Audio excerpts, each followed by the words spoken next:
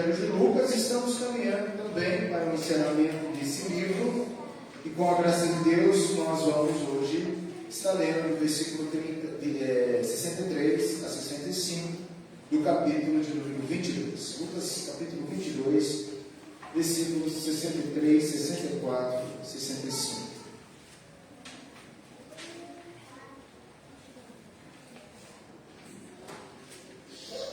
Os que detinham Jesus zombavam dele e davam-lhe pancadas, e vedando-lhe os olhos diziam: profetiza-nos, quem te bateu? E muitas outras coisas diziam contra ele, blasfemando. Meus irmãos queridos, nosso objetivo nesta noite é dar sequência expositiva ao caminho de Jesus via cruz. Nós estamos no julgamento do Senhor Jesus Cristo. E hoje vamos ver que as autoridades constituídas ali, soldados, eles zombaram de Jesus. Zombaram de Jesus. E de que forma, de que maneira as autoridades zombam de Cristo? Essa é a minha pergunta. De que forma as autoridades zombaram de Cristo? Eu gostaria que você mais uma vez pudesse fazer uma oração com você.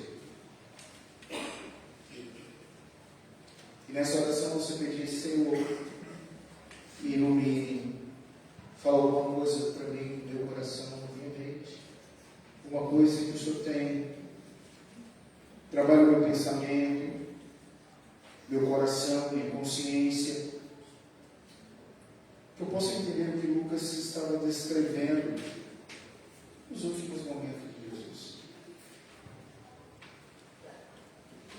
Pai, aqui estamos. Te louvamos pela vida de todos os irmãos presentes nesse instante, pela Igreja Presbiteriana, Senhor Deus, do Brasil, reunida em Santa Maria. Nós acolhemos todos os nossos irmãos e te agradecemos, ó Deus, porque podemos nessa noite termos liberdade religiosa. Obrigado, Senhor.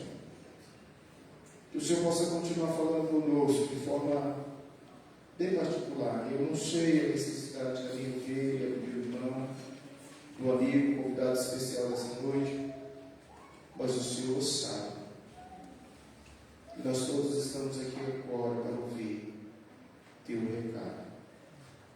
Nós possamos ter desejo no nosso coração de aplicar a tua palavra, os teus ensinamentos. Em nome de Jesus. Amém. Meus irmãos queridos, se você voltar os seus olhos para o versículo 54 até o 62, assunto mencionado no domingo passado, você vai lembrar comigo de que Pedro, ele nega ao Senhor Jesus Cristo.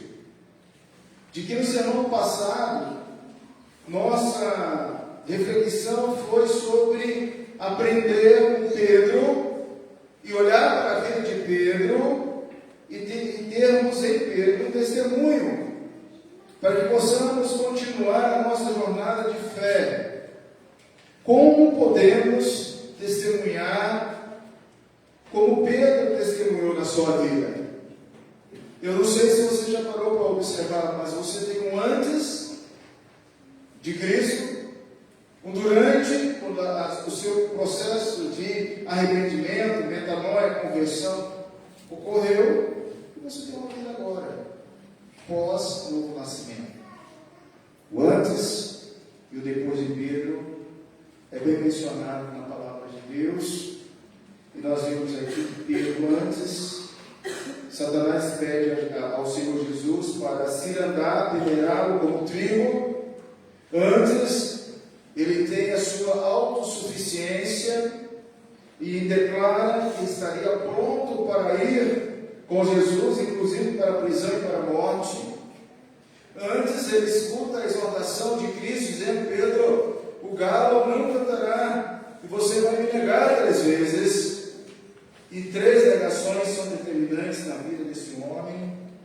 Então Pedro, antes, explode o choro do arrependimento, da conversão, da mudança. e o depois. Depois nós temos a reabilitação do apóstolo Pedro.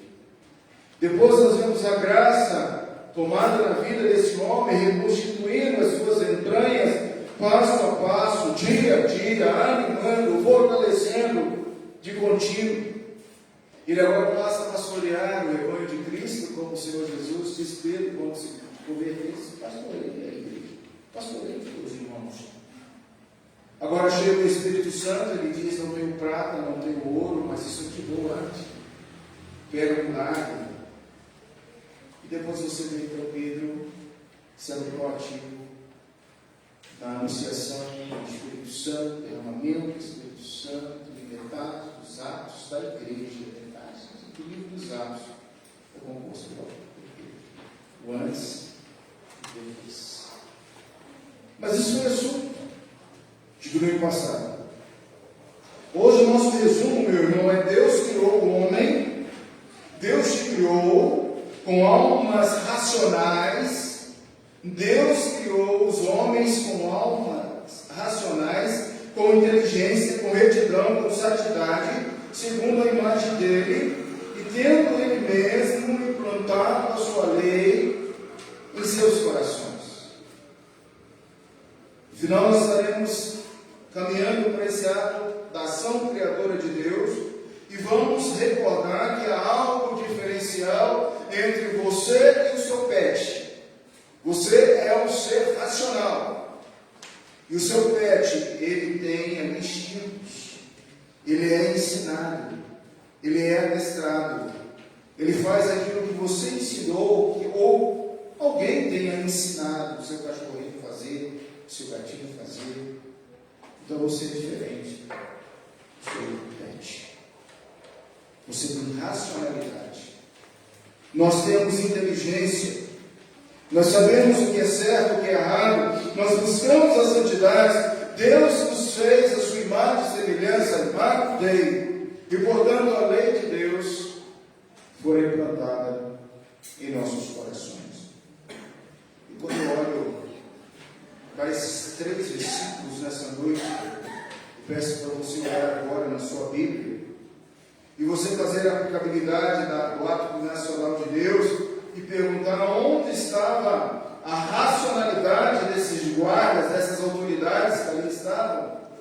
A racionalidade, a inteligência, a santidade. Eram animais ferozes, tomados de uma ira, de um ódio brutal. Eram homens brutais que agora têm em suas mãos um tal de Jesus, o Filho de Deus, o Jesus Cristo, não o Jesus Barrabás, não o Jesus outro nome, mas o Jesus enviado por Deus, Filho de Deus. E tudo que ali havia, meus queridos irmãos, tudo que passava naquele momento não era a racionalidade, era a irracionalidade formada pela ação espiritual satânica envolvida naquele ambiente. O texto fala da zombaria, o texto fala de espancamento. Na realidade, eu posso perceber a introdução, e aí eu convido você agora, numa visão, olhar para Lucas, que está escrevendo esse evangelho para Teófilo, você já sabe disso. E Lucas agora, médico e pesquisador, ele começa a introduzir cenas dramáticas.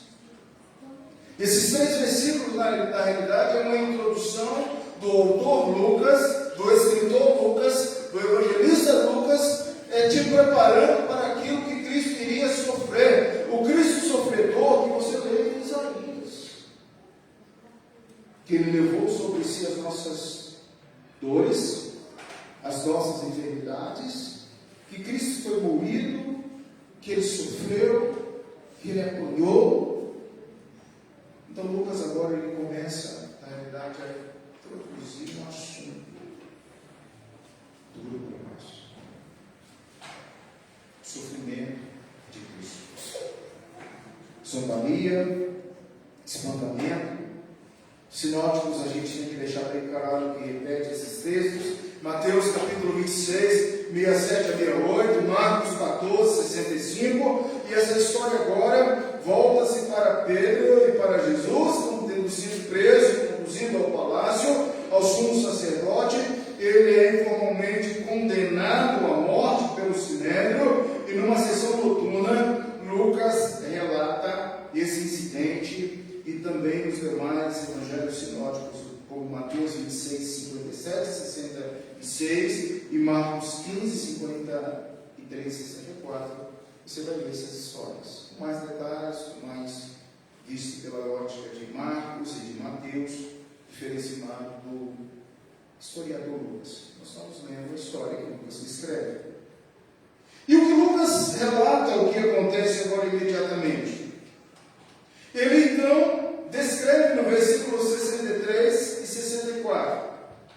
Ele diz assim: os que detinham Jesus zombavam dele, davam-lhe pancadas e, vedando-lhe os olhos, dizia: profetiza-nos, quem é este que te bateu? Quem é que te bateu?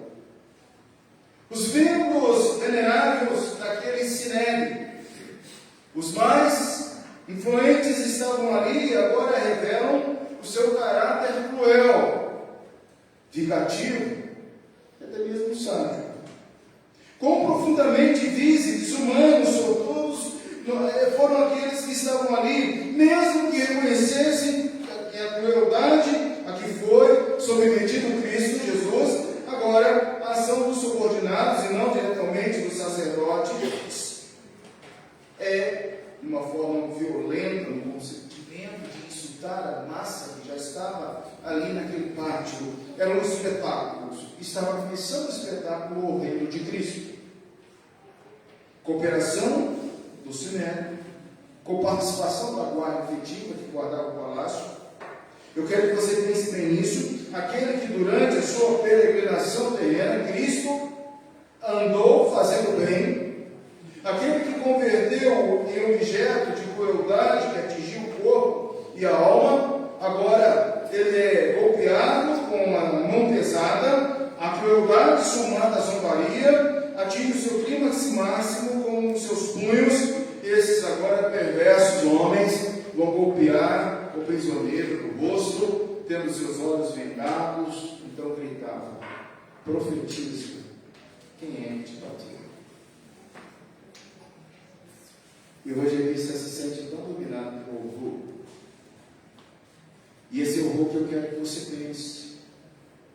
Porque se a gente não viver esse momento da via crucis do Calvário de Cristo, é possível que a gente minimize esses versículos, esses textos que estão aqui, ou até mesmo a emoção e o sentimento que Lucas está colocando nesses versículos. Lucas agora está introduzindo, irmãos queridos, aquilo que Cristo ia passar. Tem muita coisa que a gente vai ler aqui até o final. Mas nós estamos com Cristo no palácio de Caifás e de Anás. Ele ainda não saiu pelas ruas. Ele está no pátio. Aquela grande fogueira, onde as pessoas estão ali se admirando, vendo o que estaria acontecendo com o nosso Senhor e Salvador Jesus Cristo.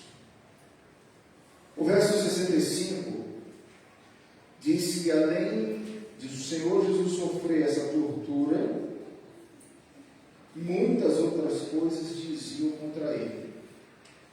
Blasfemando. Nós já falamos bastante sobre essa palavra blasfêmia. E nós sabemos, irmãos, o que isso significa em relação a Cristo e o que a blasfêmia significa em relação ao Espírito Santo. Em relação a Cristo, aquela grande massa que estava ali, seria e poderia, eles foram perdoados, porque naquela cruz, o Senhor Jesus ele perdoa todos que estavam ali, e o Senhor Jesus diz assim: Pai, perdoa-os, porque não sabem o que fazem. O sofrimento dirigido a Cristo, até mesmo através de insultos, é perdoado, mas ao Espírito Santo Irmãos queridos, quando nós observamos a introdução desse contexto, nos leva a pensar naquilo que o capítulo 4 da criação expõe, e a gente falou já no início, quando nós lemos depois de haver feito as outras criaturas, Deus criou os céus, Deus criou a terra, Deus criou os animais, os répteis, Deus criou tudo que existe, Deus criou o homem. Eu gostaria que você pudesse parar e pensar hoje na irracionalidade do ser humano, e desde cedo nós estamos vendo isso aqui no nosso sermão da manhã, quando nós falávamos sobre a grande mortandade que aconteceu, a tribo de Benjamim que foi estipada, a tribo de Judá que perdeu 22 mil homens, foram 40 mil homens abatidos numa guerra, por causa de um pecado, de uma irracionalidade. A gente faz a contextualização daquele período para os dias de hoje. Você acha, meu irmão querido, que as coisas estão diferentes daquele tempo? Você anda por aí, você vê tantas coisas assim, coisas que nos traz temor diante de uma sociedade intelectualizada, contextualizada, uma sociedade diferenciada daquele tempo, mas uma sociedade que se prostitui, uma sociedade, irmãos, se você pegar o seu carro e ir aí para algumas partes do nosso Brasil, você vai ver mães oferecendo suas filhas à prostituição. Se você sair fazer uma pesquisa aí, você vai ver que o estupro está dentro das suas casas. Os pais, os avós, os homens usam as meninas. Que cultura é essa? E muitas vezes, de forma permissiva da igreja, de pastores, de líderes, de famílias, que fecham os olhos para o estupro de vulnerável ou não. A coisa é séria. Eu pergunto a você, meu irmão querido, onde estava a racionalidade desses soldados? Desse povo que antes, alguns dias antes receberam Jesus com ramos de flores, de ramos nas mãos, dizendo: Hosana, Hosana, bendito é aquele que vem em nome do Senhor. Agora essa massa está: crucifica-o, crucifica-o, solte Barrabás, Jesus Barrabás, condene Jesus Cristo. Aonde está a racionalidade? Quando a gente olha para a ação criadora de Deus, a gente percebe que Deus criou o homem, e Ele fez bem destacavelmente o homem e a mulher, o macho e a fêmea, com almas racionais. E Satanás, irmãos, ele tem deturpado essa questão. O que era para ser não é mais. E por causa da própria mente, da dureza de corações, por causa do pecado, por causa da cauterização mental, essas pessoas agora estão trocando o seu uso natural, o conforme Deus criou. Isso tem deturpado. E, irmãos queridos, a igreja, ela está sofrendo hoje uma ação violenta na área da sexualidade do gênero. A igreja precisa dizer: não, Deus criou você menino, você menina, e sem demagogia, e sem rotular, porque isso é a palavra de Deus. A gente não pode abrir o olho. Quem fez isso foi o Senhor. Foi Deus. E não é só isso. Deus nos criou como almas racionais e imortais. Isso significa que o que nós plantamos, nós vamos colher. Isso significa que o que nós estamos vivendo reflete a situação, ao estado em que nós estamos vivendo, porque a ação criadora de Deus, através desse ato da imortalidade da alma, da racionalidade da alma, nos dotou de inteligência, de retidão e de perfeita santidade. É o que a Bíblia diz em Gênesis: então formou o Senhor Deus o homem do pó da terra, e soprou nas narinas fôlego de vida, e o homem passou a ser alma vivente. Em Eclesiastes capítulo 12, verso 7 diz: e o pó volte à terra, como era, e o espírito volte a Deus, que Deus, esse é o ciclo natural da nossa vida, da nossa existência. Um dia nós voltaremos para casa, para o lar. Nós estamos de passagem. Nossa casa não é aqui, nosso lar não é aqui.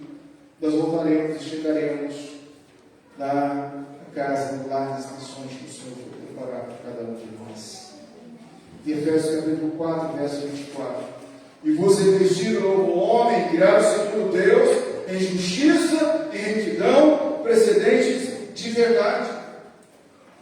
Aconteça o que acontecer, o homem precisa ser recriado, ser revestido segundo a imagem dele, a imagem de Deus, em justiça e retidão, precedentes da verdade e não da mentira.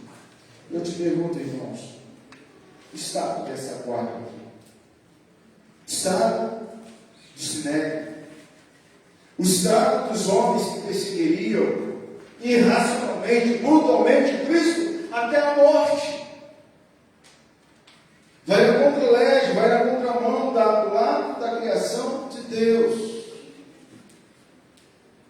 Embora nós saibamos que esse era o projeto de Deus, era o plano de Deus, sacrificar seu filho. Mas nós, quando olhamos para a raça humana criada por Deus, haveria-se de ter um mecanismo, uma forma de restauração da sua. E essa restauração só daria em Cristo Jesus, a partir de Cristo Jesus. Irmãos, de que forma as autoridades honraram de Cristo? Nesse contexto, nesse pequeno contexto, as autoridades zombaram de Cristo com pancadas, isso é violência, vedaram seus olhos e pediram que ele profetizasse quem havia batido, e também blasfemaram contra o Senhor, insultaram o Senhor. Seria essas hoje uma forma das autoridades estarem zombando da fé? Seria isso o mecanismo de um mundo em transição, de um mundo neoliberal, liberal, de estar zombando da sua fé?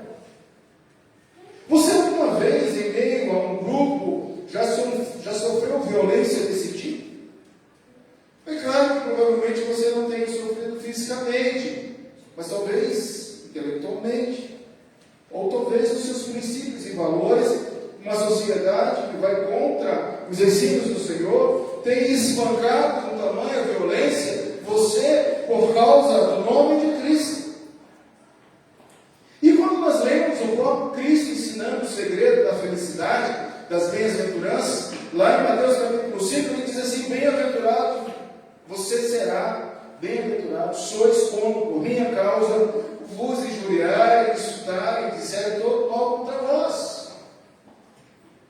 Então, meus irmãos queridos, não espere de uma universidade que forma, que doutrina os jovens, você ouvir elogios a Cristo. Não espere no mundo secular, aonde você trabalha, com quem você reside, as pessoas serem amigas de Cristo. Cristo está sendo espancado, violentado. Cristo continua ainda sendo insultado. E Cristo continua sendo ainda questionado. Você crê em Cristo? O papel aceita tudo. Você crê nessa Bíblia, nessa palavra, nesse homem?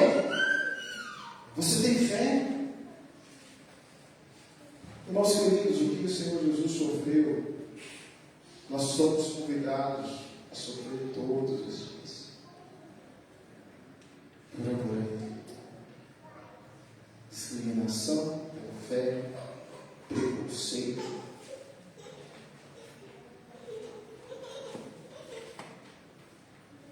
O que a Bíblia nos diz sobre esses fatos? Primeiro, irmãos, eu quero trazer à sua memória que Jesus, ele nunca promoveu a violência. O homem mais pacífico estava sofrendo toda a violência. Jesus, irmãos, ele promovia a paz, o perdão, o amor ao próximo. Alguns dos seus principais ensinamentos é amar os inimigos. Jesus ensina a amar os inimigos e orar por aqueles que perseguem, promovendo o amor incondicional. Sermão da Montanha, nós falamos sobre isso. 5,44. Amai os vossos inimigos, bendizei os que vos maldizem, faz bem aos que vos odeiam, orai pelos que vos maltratam e vos perseguem.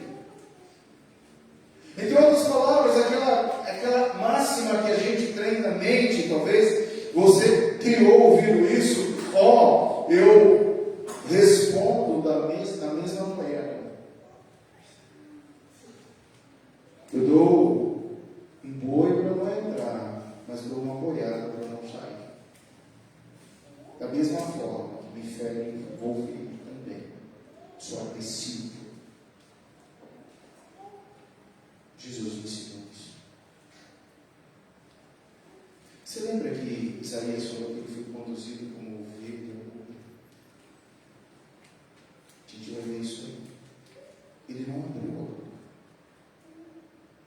Ele não abriu a boca. Ovelha muda. Jesus, irmãos, ele chegou, antes de viver o que ele estava vivendo, dizer assim: dê a outra face, ofereça a outra face.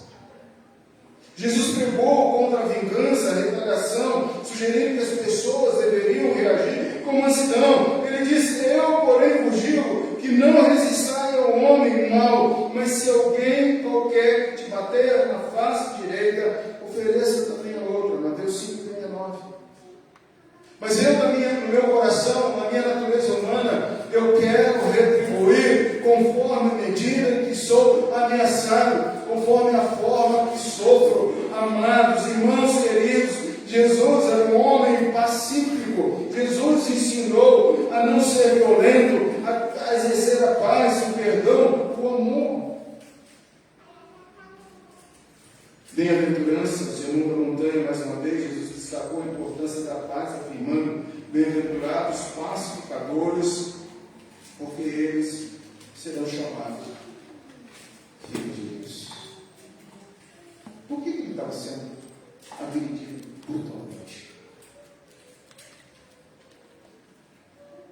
Por que você e eu muitas vezes queremos, irmãos, retribuir a mesma mulher? Ser violento. O reino de Deus não é pela violência. Jesus afirmou que o seu reino não seria estabelecido pela força ou violência. Quando Pedro tentou defender Jesus, lembra, com aquela espada, durante a sua prisão, Jesus repreendeu: mete a tua espada no seu lugar, porque todos que lançarem mão da espada, a espada morrerão. Mateus 26, 52. Eu quero trazer à sua memória que a mensagem de Cristo era de perdão e reconciliação. Jesus enfatizou a importância do perdão, da reconciliação, como forma de resolver os conflitos. Ele então disse a Pedro algo importante: devemos perdoar. Quantas vezes, Pedro? 7 vezes? Não, ele diz 70 vezes 7. Mateus capítulo 18, verso 22, indicando que o perdão deve ser ilimitado. Jesus, queridos, ele trata os profetas do Antigo Testamento com profundo respeito. Quando eu paro para verificar aqui o que eles pediram, veja no verso 24: profetiza-nos. O que aqueles soldados queriam dizer com isso? Eu quero saber agora, fazer de você agora o ridículo do ridículo. Será que Jesus não sabia que tinha? Claro que ele sabia. Claro que ele sabia. Então por que Jesus não disse: foi você, fulano, foi você, cigano? Porque aquilo ali ia virar o segundo dos horrores. E ia descaracterizar profundamente a figura do profeta. Jesus traz agora o significado do profeta do Antigo Testamento, tendo uma relação profunda, significativa na tradição cristã. Jesus frequentemente é visto como o cumprimento das profecias feitas pelos profetas do Velho Tempo. Em resumo, Jesus agora, ele coloca os profetas na centralidade da compreensão cristã de sua identidade, de sua missão, assim como o profeta Isaías falou sobre a minha existência: eu estou aqui. Ele é visto como cumprimento das antigas profecias e como alguém que honrou e continuou a tradição profética de chamar as pessoas ao arrependimento e a verdadeira adoração a Deus. Eu quero dizer algo para você, irmão. Deus não era ali um cigano com os olhos vendados que ia descobrir quem era o ferido, porque a verdadeira profecia de Jesus se resumiria em arrepender-nos e chegar ao reino de Deus. Arrepender-nos e adorar o meu Pai. Essa era a mensagem de Jesus. Era a profecia de Jesus. A cena contra Jesus, irmãos, é considerado perdoável. A teologia cristã dá ênfase ao perdão de Jesus, à misericórdia de Jesus. Muitos, nessa perspectiva, feriram Cristo. Muitos, nessa perspectiva, ferem hoje Cristo. Toda vez que eu insulto Cristo em minha mente, meu coração, meus atos, eu estou mencionando contra Cristo. Agora, é importante entender os ensinamentos específicos de Jesus. A blasfêmia contra Jesus, esse versículo indica que falaram contra Jesus, falaram contra o Filho do Homem, insultaram, mas que Cristo perdoaria. Haveria um perdão, mas a blasfêmia contra o Espírito Santo, gerada e interpretada na palavra de Deus como rejeição persistente, consciente, essa não tem perdão, não tem como. É pecado imperdoável. Envolve uma recusa, envolve ter realmente ciência daquilo que está fazendo, da obra de Deus sendo atribuído ao mal e não voltando-se ao arrependimento. Portanto, quando eu fecho esses 3 versículos, eu fico pensando nesses detalhes. Eu olho para a consciência daqueles homens, eu olho para a nossa consciência hoje em dia, e eu pergunto: sua consciência precisa estar limpa do pecado para que a negação a Cristo seja recuperada, seja perdoada? Ou, no mínimo, quando olhamos para os 10 mandamentos e entendemos que essas pessoas que estavam aqui estavam tomando o nome de Deus em vão. Toda vez que zombamos de Deus, nós tomamos o nome de Deus em vão, zombamos do Deus vivo e descaracterizamos a sua natureza e sua autoridade. Também entendo aqui que tudo que menospreza a Cristo, tudo que fere a Cristo, contém-se naquele mandamento 6: não matarás. Matar, meu irmão, não é somente tirar a vida de outras pessoas. Matar é menosprezar Cristo. É menosprezar a natureza de Cristo. E ainda dentro dos 10 mandamentos, não dá falso testemunho contra o seu povo. A essência da blasfêmia desses homens que estavam ali, desses soldados, é falso testemunho. Eles estavam dando falso testemunho. Eu quero nessa noite, meus queridos irmãos, perguntar: e teu coração diante de Deus? E nosso coração diante de Deus? A gente sabe que provavelmente alguns soldados foram salvos. Depois que o véu se abriu, houve o terremoto, houve a ressurreição de Cristo. É provável que alguns soldados desses tenham direcionados para Cristo e tenha declarado verdadeiramente: ele era um profeta. E nosso coração hoje? As autoridades do amor de Cristo executam zombaria, esses insultos, colocando no seu coração, aprofundando no seu coração essa falta de consciência. As autoridades zombam de Cristo, executam o seu corpo e o seu coração gerando profunda dor hoje. Somente em Cristo nós podemos e temos a certeza de ter o perdão, a regeneração, a transformação, uma vida diferenciada em Cristo Jesus. E Ele nos convida nessa noite: venha a Cristo mesmo agora. Lançar em todas as áreas da sua vida a Cristo, principalmente o seu coração. A cura, a perdão, a salvação em Cristo. Ainda que você tenha rejeitado, zombado, insultado, ainda há esperança. Porque Cristo é misericordioso, galardoador e perdoar. Queridos, o que nós vamos levar esses 3 versículos introdutórios do pesquisador Lucas? Vai relatar muitas coisas para nós. Eu quero que você olhe o versículo 63. Releia esse versículo. Perceba que é característico o termo derontes, que é um nominal plural masculino, um presente ativo, participativo de deron. Isso é, naquele momento ali, naquele exato momento, eles estavam golpeando, batendo em Cristo Jesus. Quando voltamos para 12, capítulo 47 e 48, nós entendemos que tipo de violência está sendo produzido a Cristo.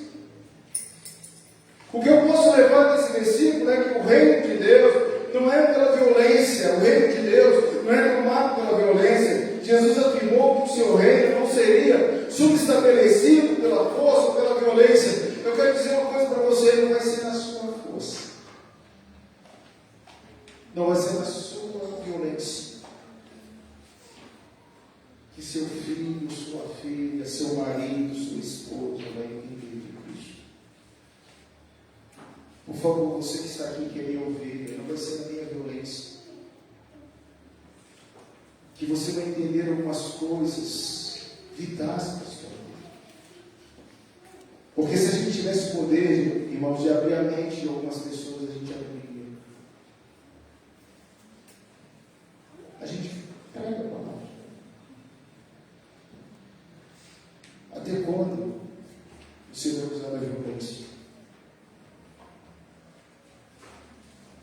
E aí ressoou a palavra de Deus. Consulte. Consulte.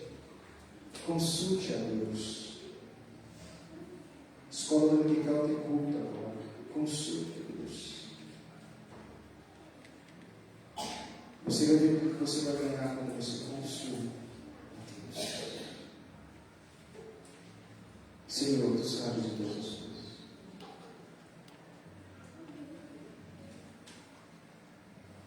Irmãos queridos, esta semana você precisa verificar o verso 65 também. As autoridades diziam, além das blasfêmias, muitas coisas contra Jesus. Esse ano da Cristo, declarações que mostram de respeito, irreverência, insolência. Isso pode incluir negar a sua divindade, ridicularizar os seus ensinamentos, ou fazer declarações que diminuam a sua importância, o seu papel na fé cristã. Portanto, meus queridos irmãos, essa mensagem hoje, central, nesses 3 versículos, é que Cristo perdoa. Que Cristo não entrou na provocação.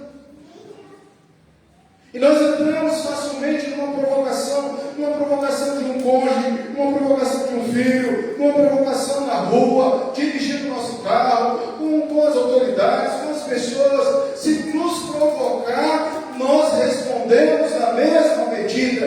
Não entre numa provocação. A todo momento alguém vai te provocar. Não é pela violência.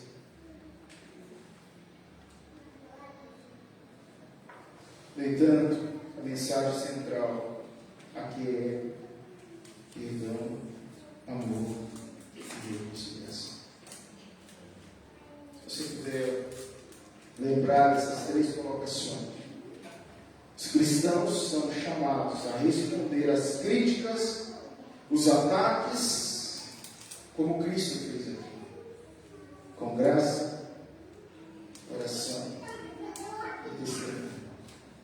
Vamos falar? Graça, oração, testemunho. Se eu conseguir fazer isso, só vou. E mais, pacificamente.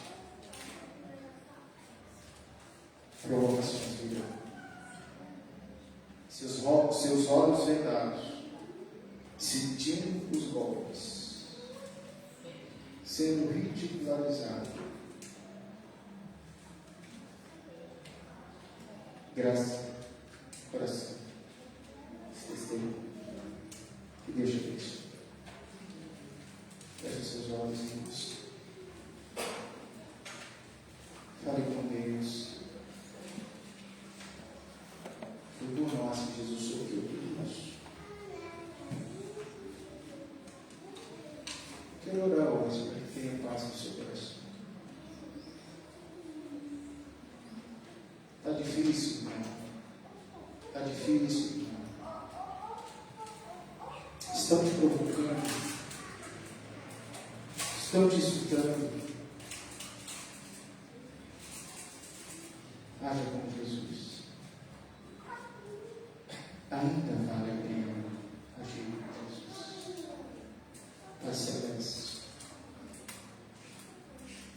toma a nossa vida, Senhor, nas suas mãos. O mundo é cruel, Senhor. As mesmas pessoas que antes nos reconheciam serão as mesmas que vão nos julgar e nos condenar. Toma, Senhor, nas tuas mãos essa linda igreja que se encontra. Os desafios de cada um de nós, Senhor, são os desafios que precisamos colocar conforme a tua palavra. E lhe pedimos, ó Deus, em nome de Jesus, que o meu irmão, que a minha irmã possa ter graça, que meu irmão e minha irmã possam consultá-lo e que haja testemunhos. Ajude-nos, Senhor, a enfrentar todas as provocações em nome de Cristo. Amém. Deus nos ajude, irmãos. Vamos louvar.